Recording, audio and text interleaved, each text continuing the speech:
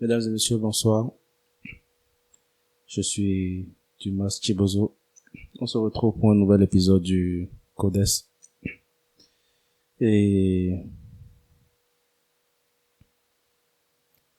j'étais en train de voir un truc il y a pas longtemps, d'accord, il y a quelques heures. C'est un gars qui était en train de faire un tweet. Et je crois que ça date de 2011. Et en 2011 déjà, en fait, genre, il se plaignait d'avoir vendu, en fait, ses bitcoins. Il en avait mis 700. 1700 bitcoins. 1, 2, 3, 4, 5, 6, jusqu'à 1000. Plus 1, 2, 3, 4, 5, 6, jusqu'à 700. Les deux ensemble. 700 bitcoins. Et en 2011, de ce du tweet qu'il faisait, en fait, cela valait, en fait, il les a vendus à, je crois, 8 dollars le bitcoin, un truc comme ça. Et c'était des bitcoins qu'il avait acheté à 30 cents. Genre 30 centimes, quoi. Moins du dollar, en fait. Et qu'il avait vendu à 8 dollars, un truc dans le style. Tu vois, tu achètes ça à 30 centimes. Et que tu es en 2025. Le bitcoin est à plus de 110 000. Je crois que ça flore les 111, 110, 111, 112, ça monte, ça redescend. C'était monté jusqu'à 118 ou un truc bizarre comme ça. Puis après, ça s'est stabilisé sur les 115 000 dollars. Et après, maintenant, en fait, plus récemment, c'est dans les 110 000. Et tu achètes un truc à 30 centimes. Et maintenant, un seul coûte 110 000. Oh, purée, 1700 bitcoins. Qui a acheté ça? C'est dingue. Si cette personne-là, s'il n'a pas vendu, c'est la plus belle affaire du monde, en fait.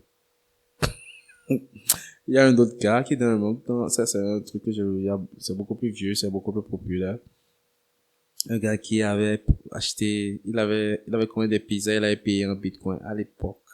Genre, il a payé ça 10 ou bien, c'est pas, une vingtaine de bitcoins pour payer sa pizza. Mais tu vois, le livreur, là, ou bien la compagnie qui a fait son truc, là, tranquille, quoi. S'ils ont juste gardé ça avec, ah, fuck. C'est, c'est le pied. Ok. Il y a un, un gars c'est pas que je le suis sur, sur YouTube, mais c'est un gars dont je regarde souvent les vidéos.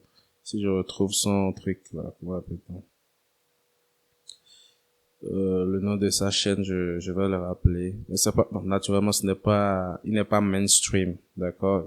Parce que, il dit mainstream, c'est pas le genre de gars, en fait, voilà, populaire, etc., sur la toile. Et dans le même temps, le genre de sujet dont il discute n'est pas un genre de sujet populaire. Mais, c'est un gars, ouais, voilà. Je me suis rendu compte hier en regardant en fait l'une de ses vidéos que, écoutez, le gars est d'un naturel qui ne dit pas son nom, c'est-à-dire il est juste lui-même et il est spontané, honnête dans ce qu'il dit et il est vraiment spontané. C'est quelqu'un qui a, contrairement, je vais pas dire contrairement à moi, mais quoi, on peut mettre le contraste, en contraste avec moi, c'est quelqu'un qui a qui a le rire facile. Alors que ça m'arrive des fois d'avoir des délires. Mais c'est quelqu'un qui a le rire facile. Il est léger, au fait. D'accord? Il a le rire facile. Et son humour personnel fait que, voilà, il va dire les choses pas en riant. Ha, ha, ha, ha, ha. Mais, tu vois, ce genre de truc où tu parles et puis tu ris légèrement dedans et puis voilà, tu reviens sur, sur la conversation. Un truc dans le style, en fait. Vous voyez un peu. Et il est juste agréable à suivre et les informations, en fait, qu'il propose se laissent absorber aisément. Et en le regardant, parce que le vif du sujet c'était quoi? C'est que, en le regardant, je me suis rendu compte d'un truc. Attends. Le gars, si il est, ce qu'on va définir comme étant original, c'est c'est vraiment lui. Il n'y a pas moyen de le reproduire. Il est juste lui. Il est juste authentique. D'accord? Et, et tout d'un coup, vu qu'il y avait un certain panel de personnes que je suis, surtout essentiellement dans la sphère du développement personnel ou tout ce qui est, voilà, dans le sens, pas forcément typiquement de développement personnel. Il y a des gens qui abordent un large éventail, au fait, de sujets. J'ai remarqué que, au fait, tu peux tous, ou pour la plupart, les ranger dans la même case, parce qu'ils ont relativement le même style, parce que, éventuellement, c'est un style qui marche, au fait. Qui leur marche, ils ont de l'audience, etc., les couleurs. C'est un truc qui leur marche. Et je n'en disconviens pas. Mais ils se ressemblent tous. Ils se ressemblent tellement à un point où, à un moment donné, j'ai arrêté de suivre 90%. Parce que, ils se ressemblent tellement que, c'est généralement ils se partagent les mêmes invités à un moment donné. Parce que, c'est un peu comme si, ok, ils ont une audience, et à un moment donné, vous invitez des gens, et à un moment donné, il n'y a plus personne à inviter. Donc, vous vous retrouvez à réinviter les mêmes personnes qui redisent la même chose d'une façon différente. D'accord? Et perso, bon, moi, quand tu commences à parler, généralement, j'ai une idée de où tu vas. Donc, quand je mange, c'est du remarché. Il n'y a aucun intérêt à suivre, au fait. Donc, toute personne et ce genre de style de production n'est pas, d'un certain point de vue, original. C'est un plus un truc où, ok, l'individu, voilà, tu invites, c'est un bon style, d'accord, tu invites, et le, le number one en termes de podcast sur la planète, Joe Rogan, et c'est l'un de mes, enfin, c'est celui que je ne peux pas me lasser de suivre, en fait, donc, de façon générale, en fait, c'est quelqu'un dont les podcasts sont toujours agréables à suivre. Utilise ce modèle, mais c'est quelque chose qui lui marche à lui parce que,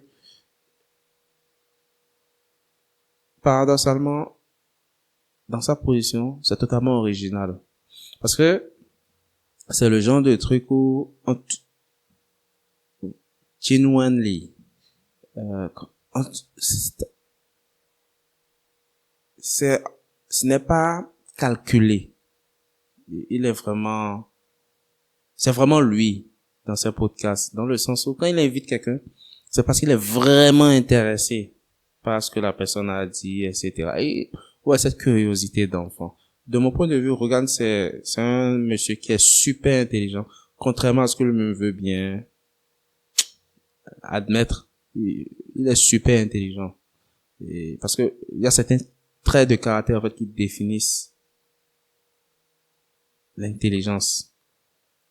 Et c'est quelqu'un qui est vraiment intelligent. Et il est super curieux, en fait, par rapport à ça. Ce qui fait que ça donne une couleur bien particulière à, à ce podcast. On va savoir pourquoi il est numéro un. Et c'est quelque chose qui est du sans effort pour lui. Et il le fait vraiment pour le plaisir.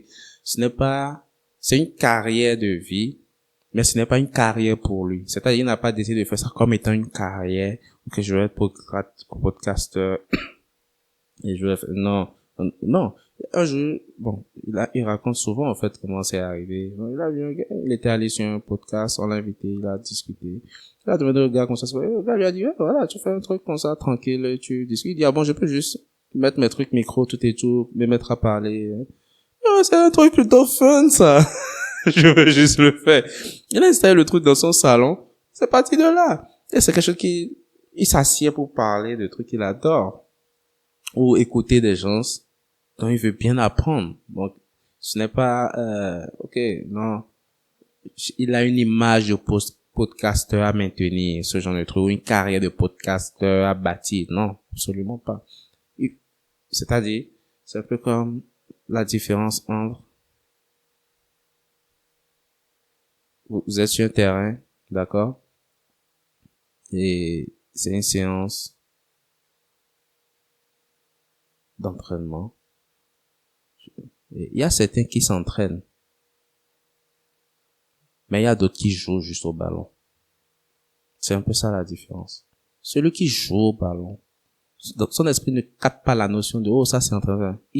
C'est la même chose pour lui, il joue au ballon. C'est son kiff. Il joue au ballon. Il ne sent pas ça comme ok c'est une séance d'entraînement. Non, il est en train de jouer au ballon. Il est en train de faire ce qu'il aime faire. C'est pas genre l'entraînement est différent de jouer au ballon sur le terrain pour lui. Non, c'est littéralement ce qu'il aime faire qu'il est en train de faire. Jouer au ballon, point barre. Donc c'est la différence. Ouais, on comprend l'exemple. C'est pas la peine d'aller dans un autre exemple encore. Donc c'est un peu la différence entre ce qui le sépare au fait de la majorité des autres podcasteurs, je vais dire. Et pas que c'est un mal au fait ce style de truc de voilà d'avoir des trucs et d'inviter des gens.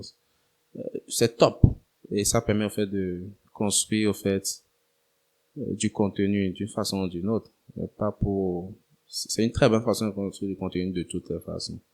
Une très très bonne façon de construire du contenu. Seulement qu'à un moment donné, je me suis rendu compte pour revenir dans le fil de ce que je disais. En fait, ok, même si vous voulez le faire, bon, je ne vais pas entrer dans une évaluation de le truc, mais mon observation, c'était que j'observe, genre, c'est comme si c'était la même chose, au fait. Peut-être même les invités peuvent être différents des fois, mais c'est comme si je revoyais de la même chose présentée sous différents formats. Et ça n'avait donc rien d'original pour moi, parce que je peux tous les ranger. Je peux prendre n'importe lequel d'entre eux, suivre tout son contenu, et j'ai pas besoin de suivre le contenu des autres. Il n'y a rien d'original. Mais par contre, ce petit-là, je dis ce petit, il est relativement un peu plus jeune que moi. 100% original. À 100%. Il est juste lui-même, c'est juste lui. Est-ce que ce n'est même pas une caméra d'ordi qu'il utilise? Parce que sa caméra semble, voilà quoi. Pour dire à quel point il n'a pas changé son style depuis des années, au fait, parce que ça fait un bon nombre d'années, au fait, qu'il filme écoute, il joue au foot. Il ne s'entraîne pas. C'est littéralement ça, en fait. Et ce qui fait que il y a un autre point que je voulais aborder, en fait, pour faire le pont, c'est l'intelligence artificielle, d'accord, qu'on utilise aujourd'hui, en fait, pour créer du contenu, etc. Il y a des choses que l'intelligence artificielle ne pourra pas dupliquer, ne pourra pas remplacer, je vais dire. C'est l'authenticité. Et quand je regarde dans le lot, par exemple, ce jeune-là, ne pourra juste pas être, il est remplaçant. Il y a pas son deux en termes de type de contenu, de façon de présenter le contenu.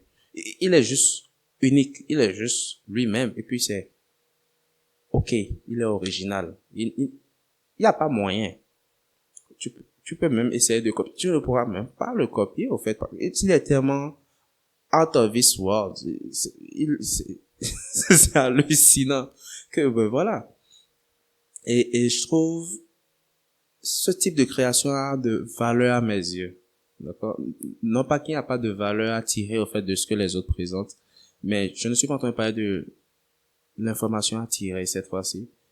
Je parle de l'individu, de ce que l'individu fait. C'est de l'art. C'est comme de l'art. C'est la différence entre l'art et la science. Si on veut, si je peux l'établir comme cela. La science va suivre des règles bien précises pour créer des trucs bien précis. N'importe qui peut venir utiliser les mêmes formules et avoir exactement le même résultat. Ce sont des résultats super utiles pour tout le monde. Mais n'importe qui peut faire le job. De point de vue de l'art, je ne parle pas de ce qui se fait aujourd'hui. Je parle de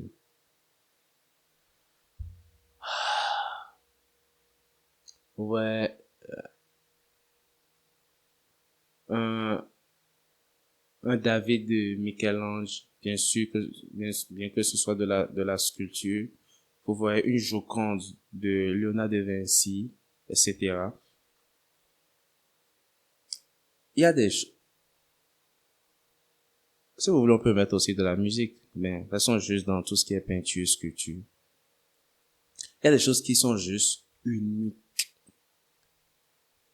Uniques. Quand vous rentrez dans la chapelle Sistine, vous levez le regard, vous regardez. Après avoir levé le regard, c'est juste, c'est unique, c'est magique, c'est.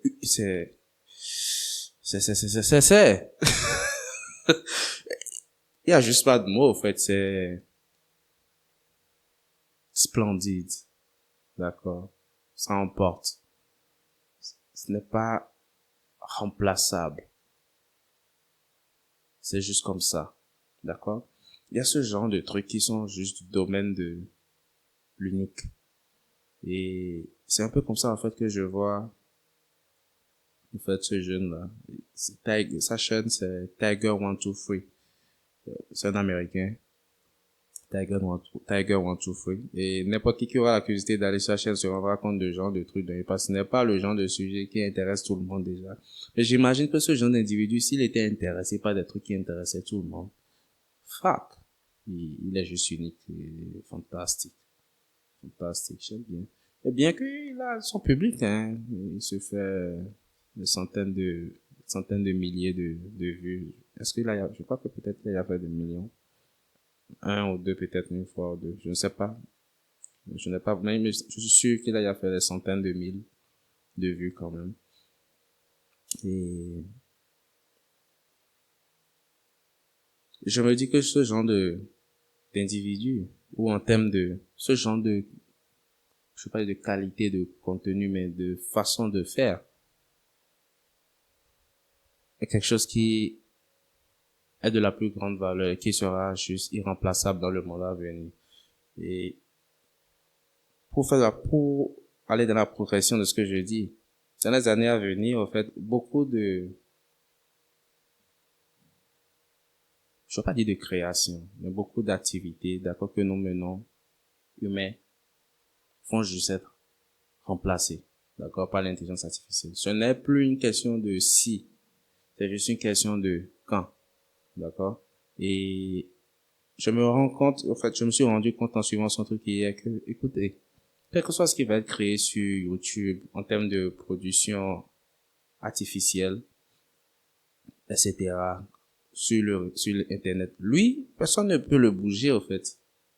Beaucoup vont juste être effacés, tellement ils se ressemblent, que c'est même pas la peine de les regarder.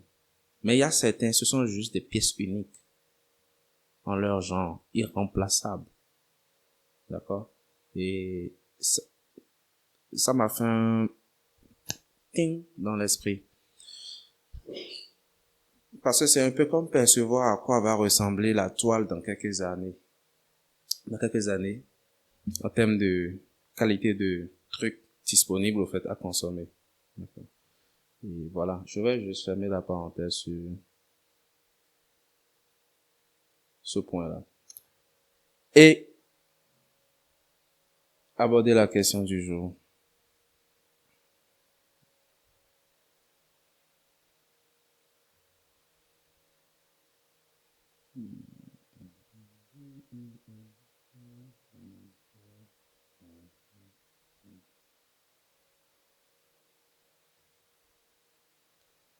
Il faut donner des choses.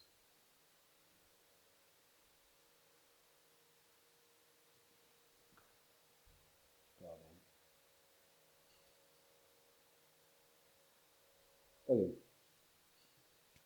L'individu dit qu'il ou elle, hein, la plus courageuse, c'est une femme. Ah non, je suis en train de me tromper. Ok.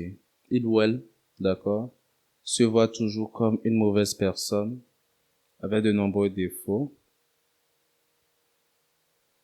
qu'elle n'a jamais pu corriger. Ce qui la pousse à se détester. Pourquoi en est-il ainsi?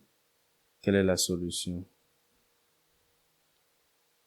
Non, je comprends ce que j'avais fait. Fantastique. Donc, il ou elle se voit toujours comme une mauvaise personne avec de nombreux défauts qu'elle n'a jamais pu corriger, ce qui la pousse à se détester. Pourquoi en est-il ainsi et quelle est la solution?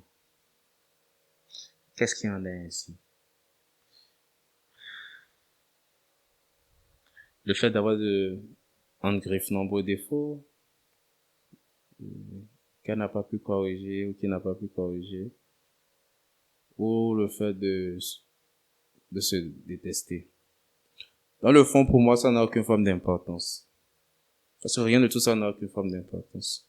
Pourquoi cela n'a aucune forme d'importance? Se voir toujours comme une mauvaise personne, avec de nombreux défauts, qu'il ou elle n'a jamais pu corriger. C'est quoi être une mauvaise personne? Et à l'opposé, c'est quoi être une bonne personne? Qui définit ce qui est être une bonne personne? Qui définit ce qui est être une mauvaise personne?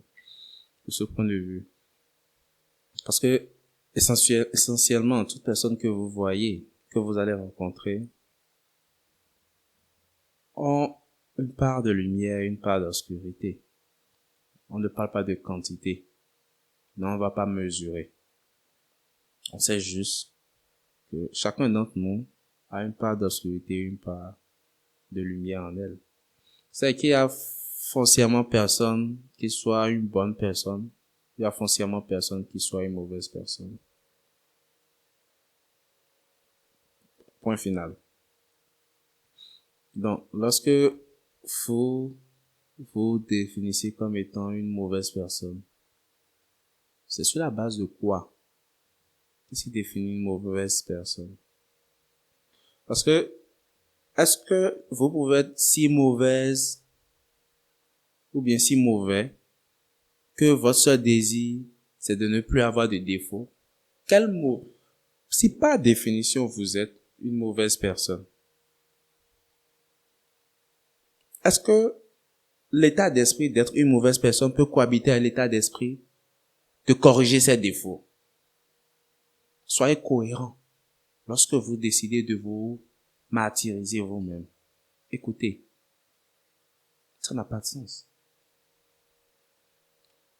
Avoir le désir de se corriger en griffe pour être associé avec, enfin de corriger ses défauts, pour être associé plutôt avec quelqu'un qui a un bon fond ou ce qu'on définit comme étant une bonne personne. Mais le problème, c'est que vous avez décidé de vous cataloguer comme étant une mauvaise personne, mais dans le même temps, vous faites ce que l'on catalogue comme appartenant à la classe des bonnes personnes. Rien que cela n'est qu'un conflit apparent qui, pour moi, écoutez, tout ça n'a pas d'importance. C'est ridicule. Respirez. Respirez. J'ai joué sur le jeu de, ok, ce qui est socialement accepté en termes de, ok, éventuellement, si tu cherches à t'améliorer, tu es forcément une bonne personne. Mais dans le fond, il y a personne qui soit foncièrement bonne. Personne qui soit foncièrement pas bonne. Il y a juste nous. Il y a juste nous. Passons notre chemin. Vivons notre vie, écrivons notre histoire. Et avançons au quotidien. Chacun son histoire. Il y a juste nous. Parce que, croyez-moi, en fait, si on doit écouter, la planète a connu des milliards et des milliards d'humains. Et chaque humain est une nuance de façon d'être. C'est-à-dire que sur une échelle de milliards, vous n'êtes qu'une nuance de façon d'être. Donc, si on va du plus cool gars au plus terrible des gars, ce ne sont que des nuances de façon d'être. À partir de quel moment, comme sur votre truc de volume, on estime que on est au milieu du volume? Par exemple, quand vous prenez votre télécommande, vous savez que ça commence à 0, ça finit peut-être à 20. Donc, vous savez que la moyenne d'office est 10. Mais sur l'échelle de l'humanité, comment est-ce que vous savez, comment est-ce que vous vous situez? Parce que chaque jour, il y en a qui naissent. Donc, ce n'est pas fini. Donc, la moitié, ou bien la moyenne, au fait, non, c'est la moitié. C'est pas la moyenne, c'est la moitié. La moitié, au fait, du nombre de l'humanité n'est pas figée. Parce qu'à chaque instant, il y a des gens qui naissent. Donc, cette moitié-là, en fait, dans l'exemple du volume, c'est comme si vous avez un truc de volume qui était 20, mais à chaque instant, ça augmente. Après, ça passe à 22, 24, 26, d'instant en instant. Donc, à chaque fois, la moitié change. Donc, du coup, ça vous situe là où vous vous situez va totalement changer. Si on va utiliser un genre de repère comme ça, j'espère que euh, vous savez visualiser au fait ce qu'on vous dit. Parce que ce que je dis, c'est plus simple à visualiser pour apprécier au fait ce qui sort de ma bouche.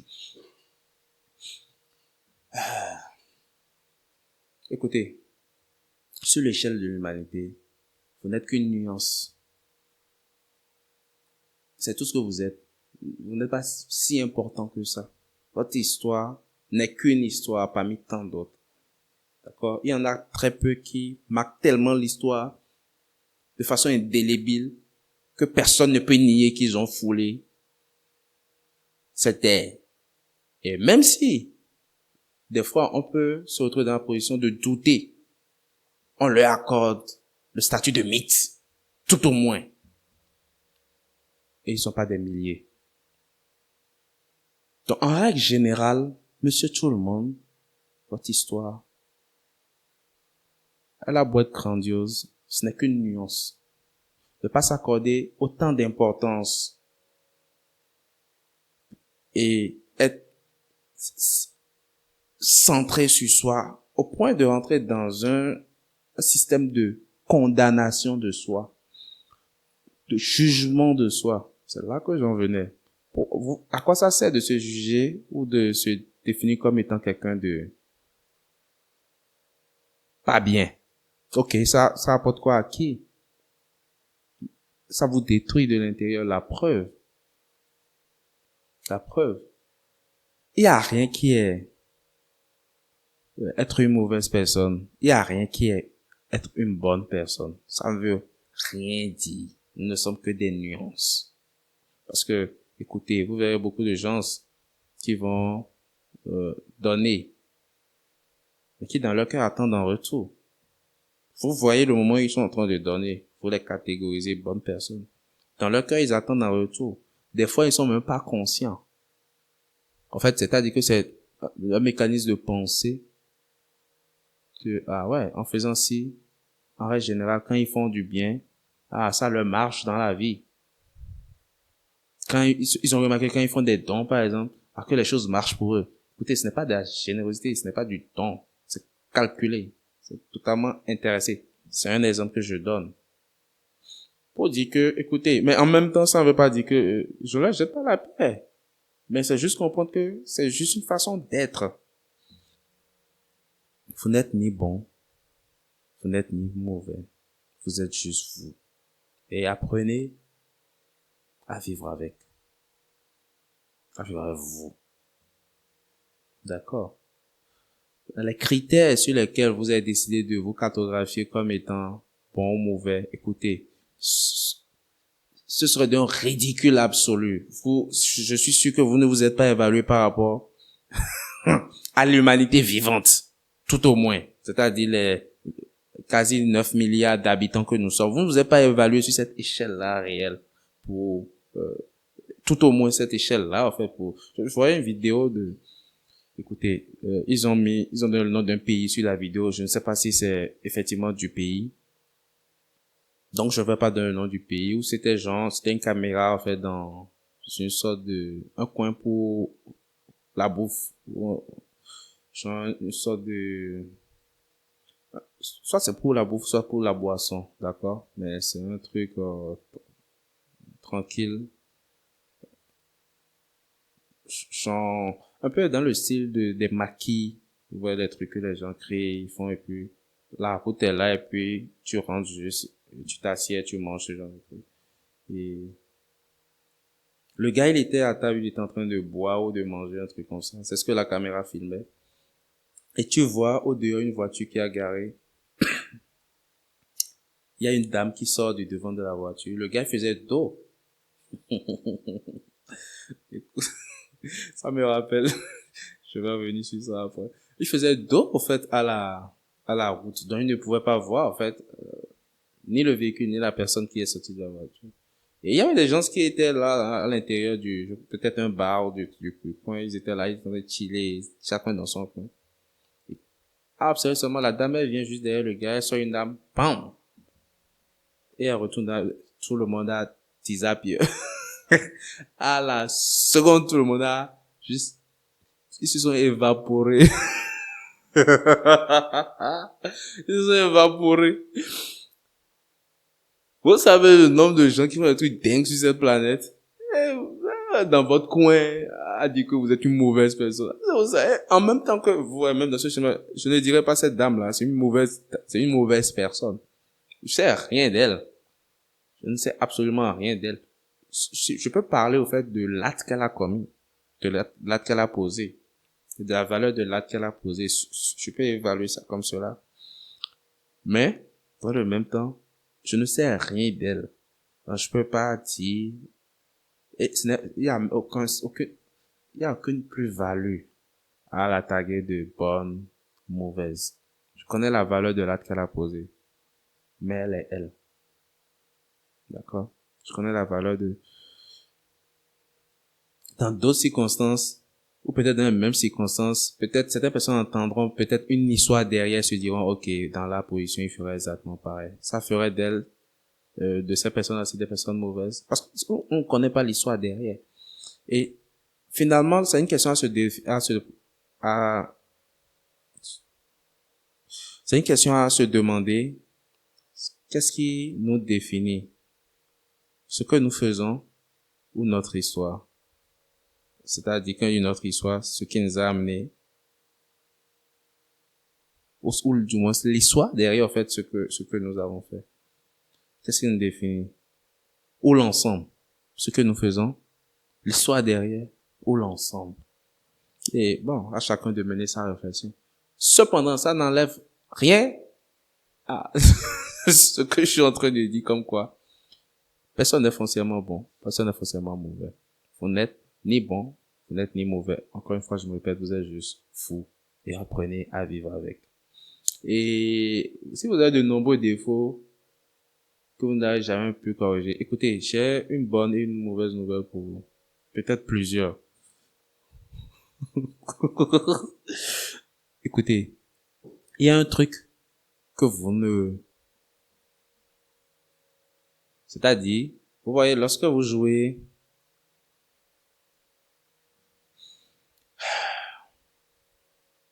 il y a différents types de ligues. D'accord? Lorsque vous jouez la Copa América, bon, pour ceux qui sont du monde du foot, je ne suis pas vraiment foot, mais je crois que l'équivalent va être bon. Si je ne me retrouve pas dans ce que moi-même je serais en train de dire, je vais chercher un autre exemple qui me serait plus aisé à proposer. Si vous jouez la Coupe, non, Copa América, c'est plus une coupe, ce n'est pas une ligue. Ouais, c'est un peu ça. Je suis pas vraiment foot. Donc, je dois choisir quelque chose qui soit vraiment, je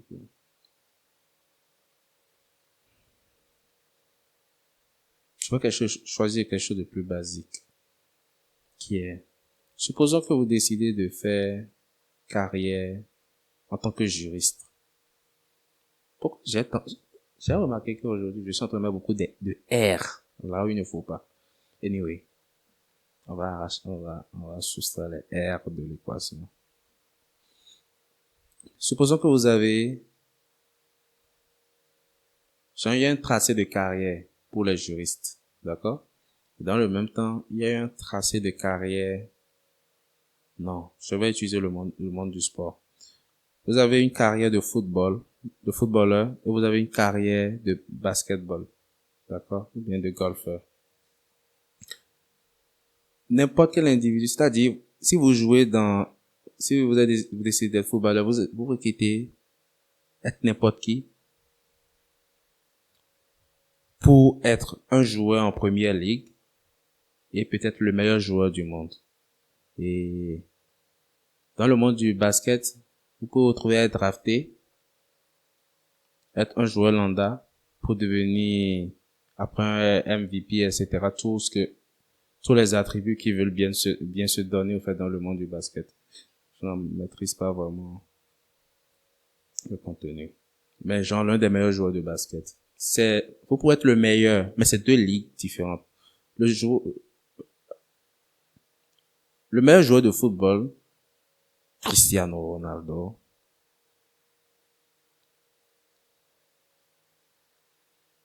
Le meilleur joueur de football, Cristiano Ronaldo. Je déconne. Le meilleur joueur de football ne peut pas dire, ok, qu'il est meilleur joueur que le meilleur joueur de basketball. C'est deux ligues qui n'ont rien à voir l'un avec l'autre. C'est-à-dire que vous ne pouvez battre quelqu'un que s'il est dans la même ligue que vous. J'espère que l'image là est claire dans votre esprit. Maintenant, pour venir aux nouvelles, bonnes et pas bonnes.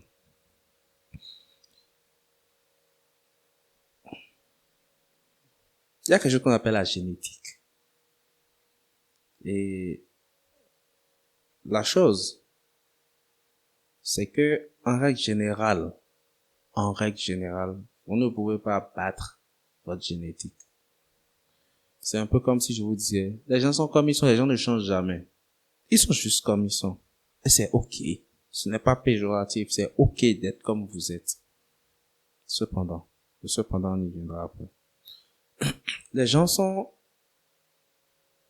juste comme ils sont. Vous ne pouvez pas battre votre génétique. C'est-à-dire que vous venez avec des trucs, c'est un héritage de génération en génération qui dessine juste une façon d'être. C'est un monsieur que je suivais la dernière fois. C'est un homme d'affaires. Bon, il a eu un passé un peu houleux, d'accord? Mais, anyway. Et il expliquait un truc. Et c'était justement par rapport à la génétique. Et c'est le monsieur avec lequel j'ai entendu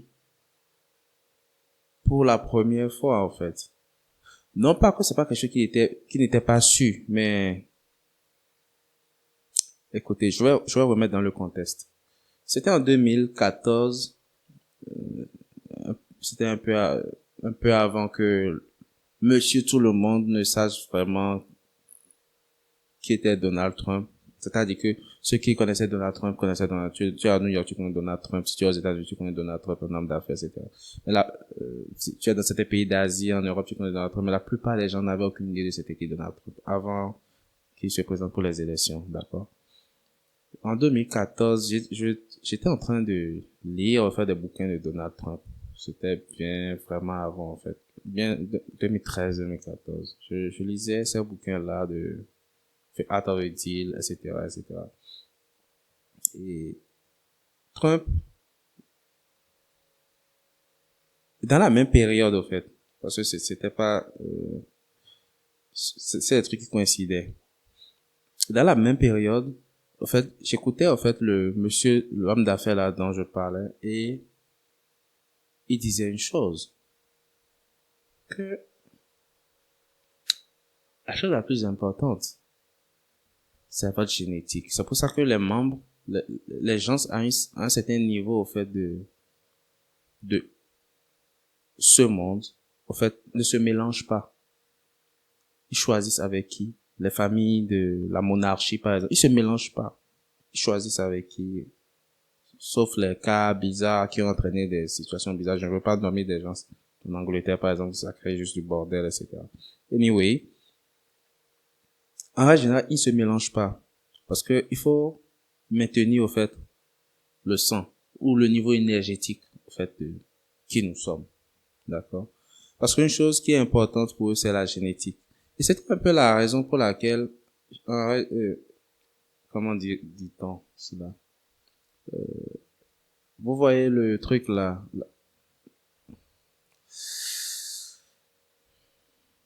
Là, je veux parler de l'Égypte ancienne.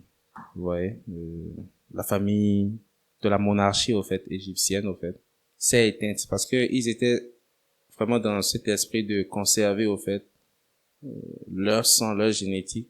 Ce qui a fait que, à un moment donné, il y a les problèmes de consanguine, des maladies qui sont apparues. C'est un truc qui est très vrai, ces maladies-là, etc.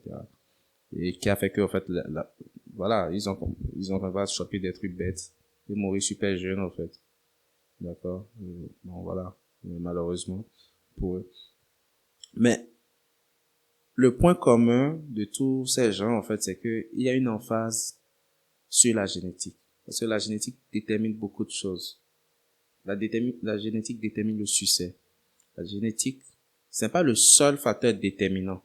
Mais ça détermine, c'est un grand facteur qui, enfin, en termes de détermination, du succès d'un individu.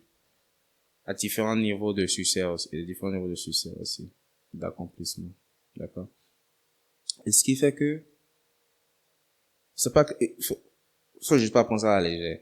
Et donc, pour revenir dans parce que souvent, j'ouvre des parenthèses, dans des parenthèses, dans des parenthèses. Pour revenir dans le contexte de l'époque 2013-2014, le gars, il disait que Donald Trump, un jour, on lui a demandé, c'était quoi la chose la plus importante, en fait, pour le succès? Sa réponse était directe, la génétique. Et après cela, en fait, j'avais écouté un truc, c'était une séquence de vidéos sur YouTube à l'époque, où on demandait à Donald Trump, dans un truc dans une conversation, et il disait, I'm a big believer of genetics. C'est ce dont je me rappelle qu'il a dit. La génétique. Et dernièrement, je réécoutais ce même monsieur. Je suis juste tombé fortuitement sur l'une de ses vidéos. Ce monsieur-là, en fait, qui a énoncé Donald Trump, en fait, dans le truc que j'écoutais. Dernièrement, il n'y a pas 2 semaines, je suis tombé sur un de ces trucs que j'ai transféré à un ami à moi qui connaît bien le monsieur. Et c'était un truc qu'il expliquait que vous prenez un enfant, un Italien, d'accord? Un enfant italien qui, jusqu'à il est né, il a été séparé de ses parents. C'est-à-dire, il vient juste de naître. Il n'a eu aucune, donc, influence en termes de trucs particuliers vis-à-vis, enfin, avec ses parents. Et qui a été confié à une famille japonaise, vivant au Japon. Donc, il a grandi, en fait, peut-être dans un petit village au Japon, avec une famille japonaise, entourée de japonais, dans la culture japonaise. Vous voyez un peu le schéma. Le petit là, en grandissant, vous voyez, quand les Italiens parlent, ils parlent avec les mains. Hein? Ouais, les Italiens, le gars, il est au téléphone, il fait tchou, tchou, tchou, tchou, tchou. Tcha, tcha, tcha, tcha, tcha. Le petit va grandir, il aura ce style de parler comme un Italien. Vous imaginez, tes mains, nanda toro. Quand on va parler du japonais, mais en faisant de la gesture italienne. Ouais, c'est une mixture, voilà. C'est le métissage ouf. Anyway. Et il expliquait que, en fait, c'est à ce point-là que la génétique fait l'individu. Aucune influence, jamais vu faire, mais il va juste le faire parce que quoi, sa génétique, ses gènes, dans ses chromosomes, c'est un Italien. D'accord? Donc, c'est un peu la raison, en fait. On se rappelle que je disais que lorsque j'évoquais la génétique, je disais que quand on dit les gens ne changent jamais, etc. En fait, c'est pour rejoindre ce point-là. C'est fondamentalement, il y a des traits de caractère avec lesquels vous êtes né. À moins que vous fassiez autre chose. Il y a juste pas moyen de battre ça. C'est un peu comme l'exemple de ligue que j'ai donné. Vous pouvez pas battre la génétique dans sa ligue. La génétique a le dernier mot dans sa ligue. Peut-être dans la ligue de football, Cristiano a le dernier mot. C'est comme si je disais un truc comme ça. Si tu veux jouer au football, tu vas accepter que c'est lui ton numéro 1. Et puis, fais tout ce que tu veux. Mais, on te dit avant de rentrer, accepte juste. Tu ne vas pas changer ça. En tout cas, jusqu'à ce que, enfin, anyway, vous comprenez ce que je veux dire. Donc, la seule façon, ce qui fait que la génétique en elle-même, elle est difficile. Tu peux juste pas gagner contre la génétique. Cependant, la génétique étant numéro 1 dans sa dans son couloir, dans son couloir, dans sa ligue, le même truc dit que tu peux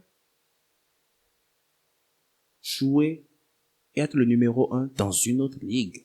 Tu peux aller faire du basketball si tu veux être numéro un. C'est juste le football, c'est sacré, Cristiano. Mais vas-y, basket, c'est une autre ligue, tout aussi importante. Tu peux être numéro un là-bas. D'accord? Tu peux être numéro un là-bas. Et ça, c'est possible. Ce qui fait que, même si, a priori, vous avez des traits de caractère qui ne sont pas constructifs pour vous, qu'en règle générale, on va appeler des défauts, ces traits de caractère-là, pour certains, vous allez vous rendre compte qu'il y a des trucs que ça arrive difficilement à changer. Ça va pas juste, ce n'est pas juste une question de date que vous posez ou de ce genre de truc. Ça va juste que dans les modèles mentaux, parce que j'ai rencontré des gens, j'ai discuté avec des familles et j'observe le père, dans la façon de fonctionner du père, j'observe les enfants et ils sont aussi cons que le père. Enfin, quand il dit con, ils font pas les mêmes bêtises que le père, ils font pas les mêmes conneries. Con, c'est pour conneries, c'est pas pour être insultant. Mais c'est le même modèle mental, au fait. Ce n'est pas, ce connerie décrit bien cette histoire. Ouais, je suis en train de faire quelque chose qui n'est pas d'important. La discussion importante est à côté, je suis en train de perdre du temps sur quelque chose pareil. Mais, je tiens à être précis, au fait. Ils sont pas aussi brillants. Le père n'est pas brillant. C'est-à-dire, il ne brille pas par son intellect, ne fait pas sa réflexion. Je ne parle pas en termes de diplôme et consort. Pas brillant. Je suis le modèle de pensée des enfants. C'est pareil. C'est pareil. Ils sont pas particulièrement brillants. Et j'ai eu ce genre de cas. J'ai eu certains cas enfin, ce genre de cas, il y en a plusieurs. C'est-à-dire, c'est juste un modèle.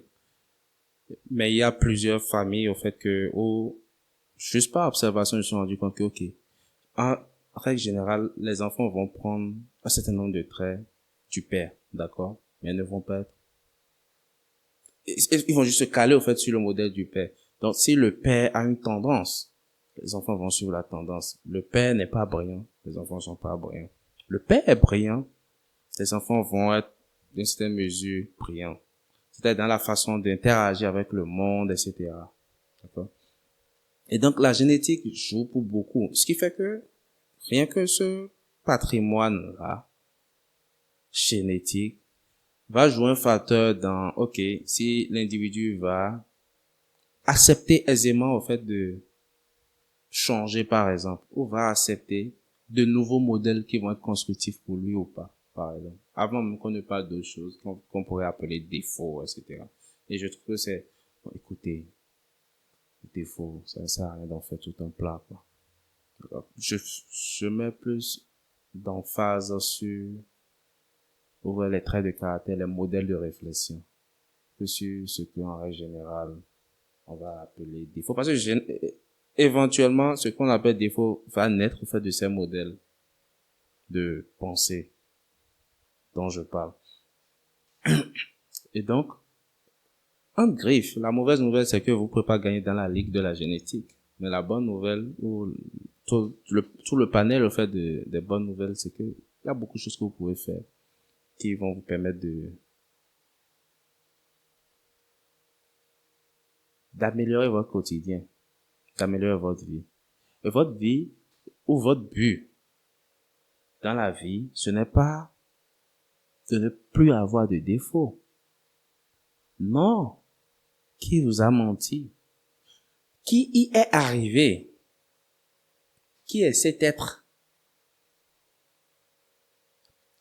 Je me rappelle avoir lu, il y a bien longtemps, donc je me rappelle vaguement. J'ai l'impression d'avoir dit un R dans vaguement tout à l'heure. C'est juste con, quoi. C'est du n'importe quoi. Anyway, je me rappelle avoir lu dans, je sais plus, c'était en 2000, il y a longtemps, 2007, 2008, dans les évangiles de Thomas, un truc comme ça. Je crois que c'était dans l'évangile de Thomas ou l'évangile de Judas, parce qu'à l'époque, je cherchais, voilà. Et c'était un truc, justement, où on demandait à Jésus, un truc. Et par rapport à, je me rappelle plus vraiment.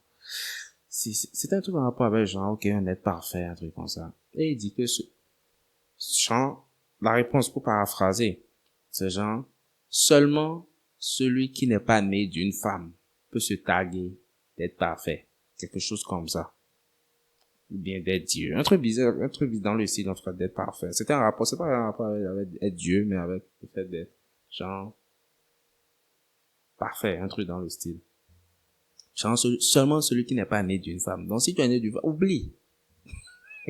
Forget it. Forget. Donc, pour revenir dans le contexte de la discussion, le but n'a jamais été, en fait, d'où vous vient votre définition de la perfection? Parce que c'est de là où vous vient votre définition de la perfection que vient votre définition de vos défauts. Et faites très attention. Parce que, au-delà, au fait de votre génétique, le renforcement que va créer votre environnement immédiat, généralement par votre famille, d'accord, et vos proches, etc., font des fois jouer contre vous. Parce que c'est la première barrière, en fait, qui va, enfin, la première couche, d'accord, de la société, qui va forger, au fait, votre définition, en fait, de qui vous êtes, essentiellement. Et ça peut être, des fois, totalement contre-productif. Ça peut être, des fois, pas du tout dans votre intérêt. La perfection est supposée ressembler à quoi? Être parfait, ça ressemble à quoi? Pour que votre position actuelle soit avoir des défauts. Et donc, il faut... Ça me rappelle un ami qui a un statut, pas la perfection, mais mais le progrès, un truc comme ça. Pas la perfection, mais le progrès. Ouais. La perfection est supposée ressembler à quoi? Et il y a quelqu'un d'autre que j'admire bien qui dirait la perfection, c'est mort. Quand c'est quelque chose qui est parfait, il n'y a rien à rajouter, c'est mort. Il y a rien à faire, quoi. C'est pas vivant, la perfection, c'est le progrès. Un peu comme une graine que tu plantes, ça grandit, etc. Ça donne des fruits, ça change de forme suivant les saisons, et puis ça redonne des fruits, etc. Il y a pas un moment où ça s'arrête. On dit c'est parfait. Non. C'est tout ce changement-là, etc. qu'on appelle parfait, qu'on appelle perfection. Vous n'êtes pas parfait parce que vous enlevez tout ce que vous appelez défaut de vous. Ce n'est pas la soustraction de choses qui font partie de vous que vous appelez défaut, que vous devenez parfait. Ça ne vous rendra pas plus parfait que vous l'êtes. Parce que vous êtes parfait. Ne veut pas dire qu'il ne faut pas progresser, mais veut dire qu'il n'y a rien à enlever, ni rien à rajouter à vous pour que vous ayez de la valeur. Vous cherchez à atteindre la perfection pour qui? Pour satisfaire qui? Parce que lorsque vous vous mettez dans une position de vous détester, combien de personnes depuis toutes ces années sont venues et vous ont dit, mais tu sais, depuis que tu essaies de corriger tes défauts, tu n'y es pas arrivé, tu n'y es toujours pas arrivé, etc. C'est pas normal, ça. Les gens n'ont rien à foutre. C'est à ce point-là que c'est ridicule que dans une course à chercher à être parfait. Pour qui? Dieu? Non. Il n'a pas besoin de ça. Il a besoin de vous. Il n'a pas besoin de perfection. Enfin, au sens où vous le voyez. Il a juste besoin de vous. Peu importe votre définition ou votre compréhension de Dieu. C'est de vous qu'il a besoin. Ouais, la différence. Il n'a pas besoin de perfection. Il n'a pas besoin que vous soyez parfait pour vous accepter. Il a besoin de vous. Et c'est parce qu'il vous a accepté que vous êtes parfait. Pas que vous devenez parfait. C'est-à-dire, c'est pas parce que vous êtes parfait qu'il vous accepte. C'est pas parce que il vous accepte maintenant que vous devenez parfait. Non. C'est parce qu'il vous a accepté que vous êtes parfait.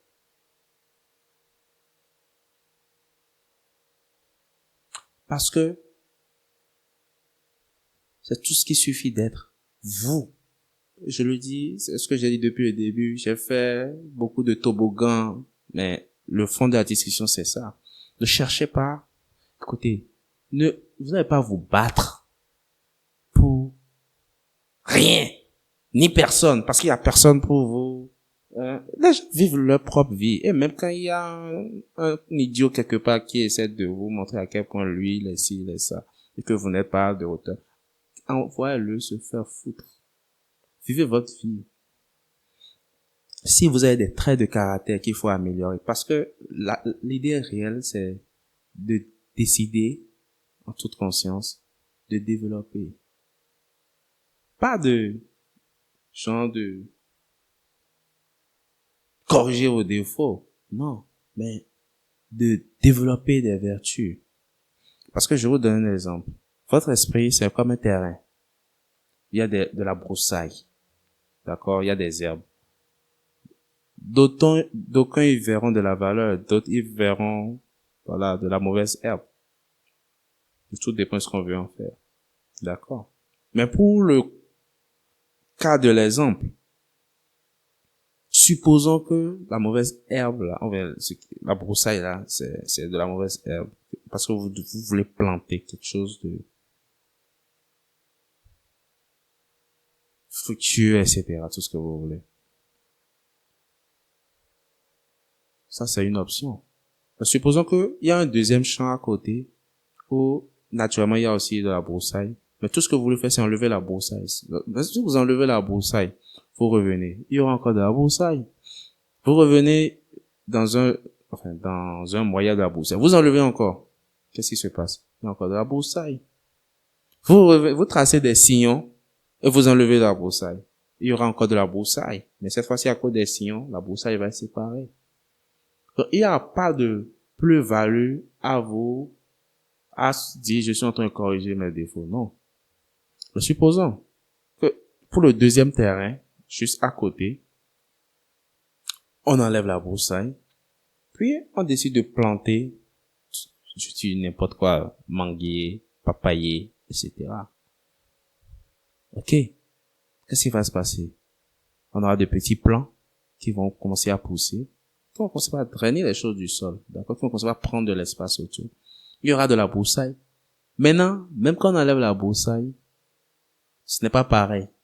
Parce que la broussaille ça ne demande plus autant d'efforts, ça ne demande plus autant d'énergie, et ça ne pousse plus autant. Parce qu'il y a plein d'autres trucs que nous avons décidé de planter, consciemment, qui sont en train de pousser. D'accord? Et qui occupent l'espace. Ce truc de la nature horreur du vide. La broussaille en question, les soi-disant défauts, sont juste en train de combler un vide. Mais le vide, à vous de décider ce que vous décidez d'y planter. Parce que lorsque votre manguier pousse, pas votre manguier, vos manguiers, vous avez un hectare, des hectares, peu importe ce que vous voulez. De manguier,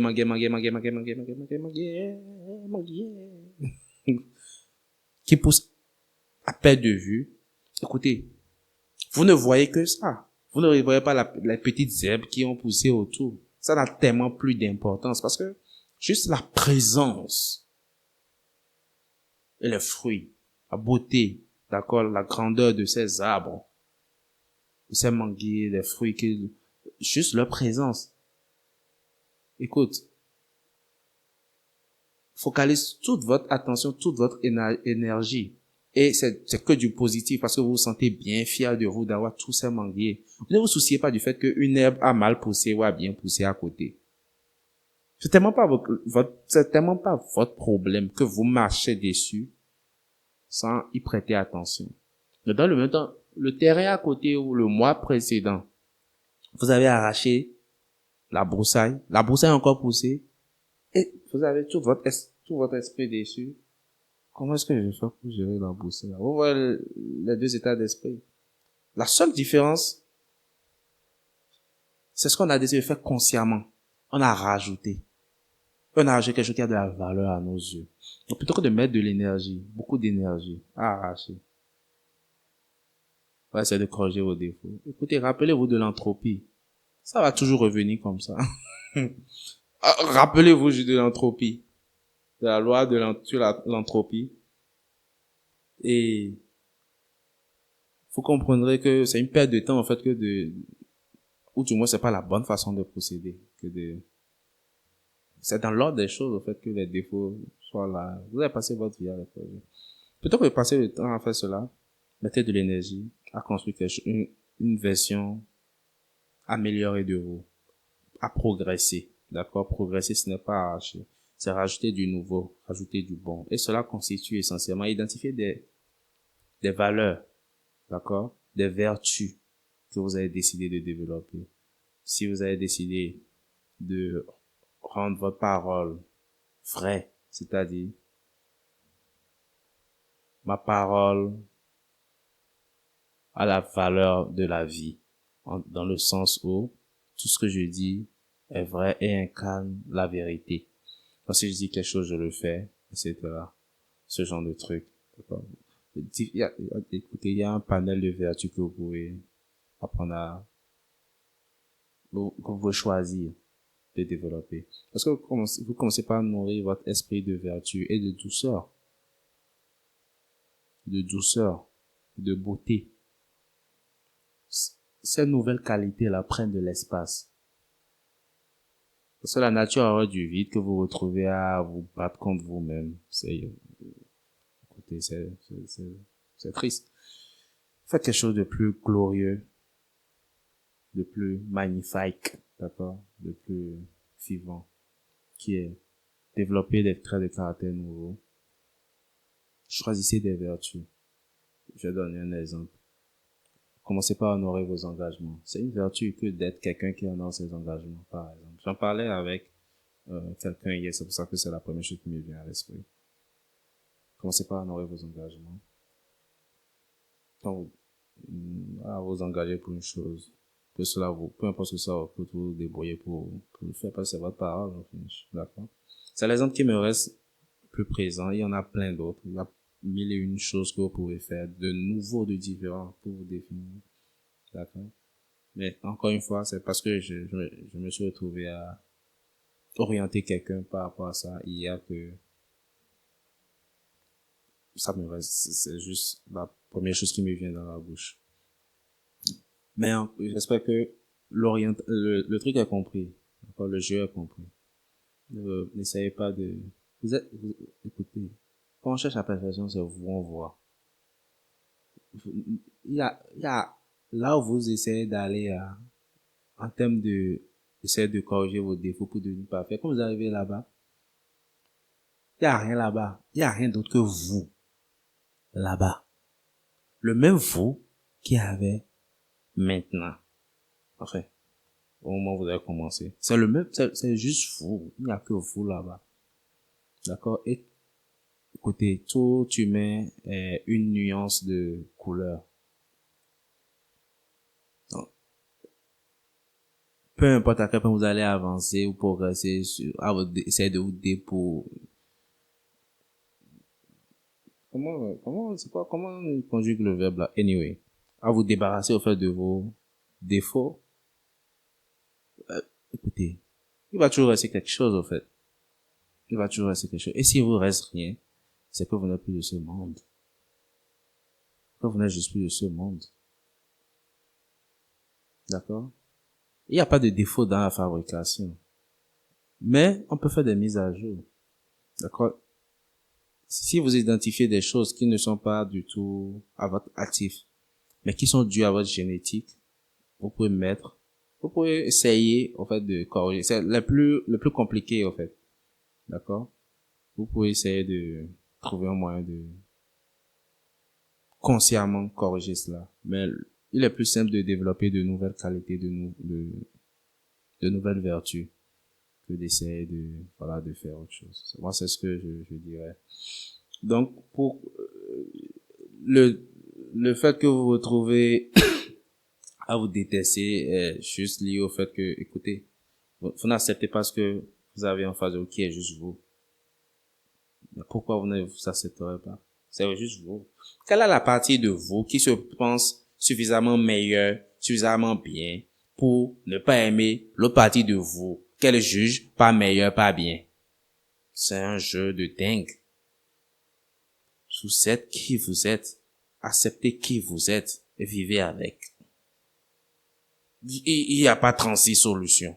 Il y a rien d'autre à dire. Parce que c'est sans logique du tout. Vous êtes qui vous êtes et c'est OK. Vous êtes une pièce unique dans toute l'histoire de l'humanité. Peu importe à quel moment elle a commencé, peu importe à quel moment elle va s'arrêter. Vous êtes juste une pièce unique. Et devinez quoi? Vous n'êtes pas si important que ça. Un grain de sable. Vous voyez l'étendue de l'océan. Un grain de sable au fond de l'océan. N'est pas si important que ça. Arrêtez d'en faire tout un chat. Comprenez juste que, OK, vous êtes un grain de sable. Votre voisin, c'est un grain de sable. Le voisin de votre voisin est un grain de sable. Nous sommes des grains de sable. Ça n'a pas tellement d'importance. C'est pas qui vous voit grain de sable. Chill. D'accord, respirez. Respirez. On va dire tel grain de sable. Oh, il a telle forme, il a telle forme. L'autre brille plus. Non, what the fuck? Grain de sable, c'est grain de sable. Et la vie continue. D'accord? Ne soyez pas si dur avec vous-même. Avec vous-même. Ne soyez pas si dur avec vous-même. Soyez juste OK avec qui vous êtes. Et voyez, considérez-vous comme dans un jeu où il y a un personnage, vous avez le personnage, et d'accord. Mais en général, pour ceux qui jouent les jeux, écoutez, que ce soit jeu de foot, jeu de, peu importe. Généralement, le personnage, il va venir avec un certain nombre d'atouts. Et il y a des trucs que vous pouvez lui rajouter. D'accord? Rajoutez-vous des trucs. Je sais pas comment ils appellent ça. Genre des attributs, en fait, que vous pouvez rajouter au personnage. D'accord? Rajoutez-vous juste des attributs. Continuez à vous rajouter des attributs. D'accord? Et continuez à avancer. Je pense que c'est ça. Bon, je crois que j'ai répondu à la question. Vous donnez la solution. Il n'y a pas à se battre ici. Il y a juste à être soi. Et à être fier. Soyez fier d'être vous.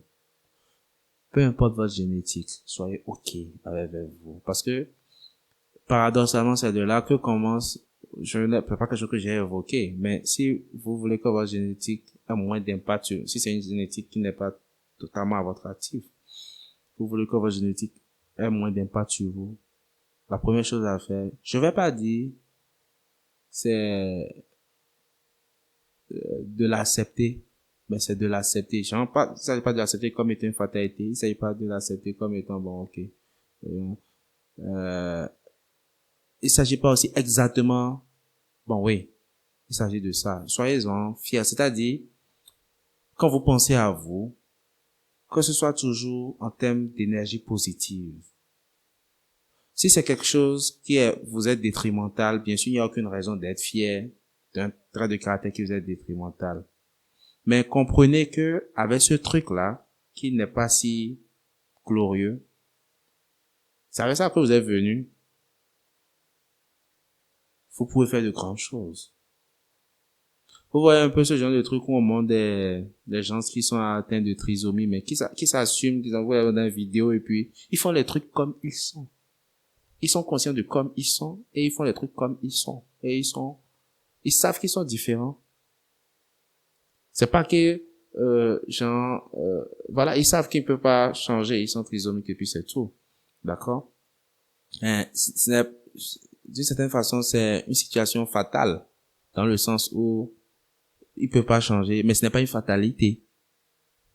Et quand il va vouloir parler, il va vouloir danser, ce genre d'individu, il va le faire comme le font les trisomiques. Et il est juste OK avec ça.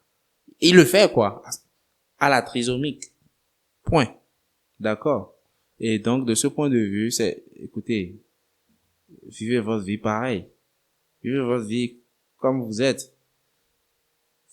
S'il y a des choses sur lesquelles vous pouvez faire des améliorations, OK, allez-y.